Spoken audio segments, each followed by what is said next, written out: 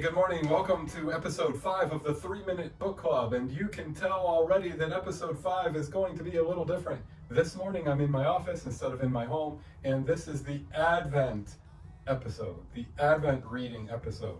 The first book is called Advent Conspiracy.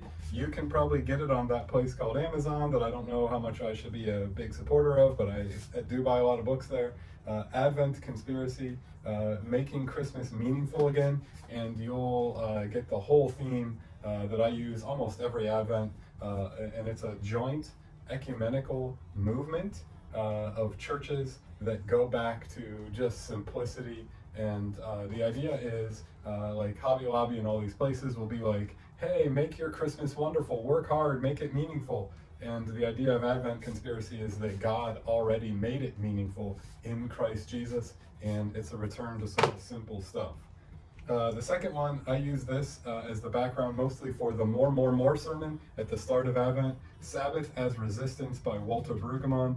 Very sort of thin book, but a reminder of saying no in a culture of now, and that fits that Advent idea of simplicity.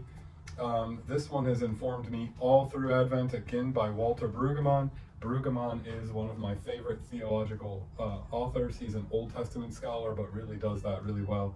This one is called Journey to the Common Good, a little thicker than Sabbath as Resistance.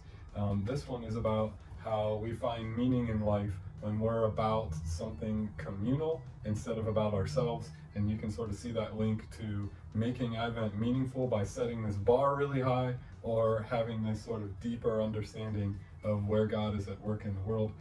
Really done really well, a good book to read, and again draws a lot from the Old Testament.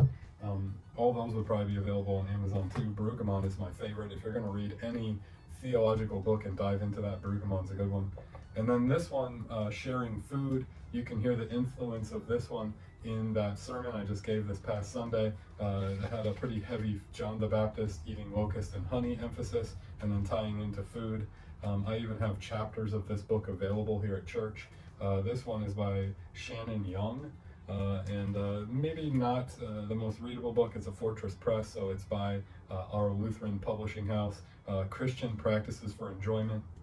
And all of these go back to sort of finding our center in Advent. The theme of Advent is being awoken to Christ. And the way that works is that we already think we're awake. We already think that, like, hey, we work hard and we can make things meaningful. Waking up is an awareness of where we're trapped into the trappings of the season and of the world around us. And instead we let God be God, and we just sort of go back to the simple places where God says God is present. Common good, Sabbath, food, and all of this is an Advent conspiracy.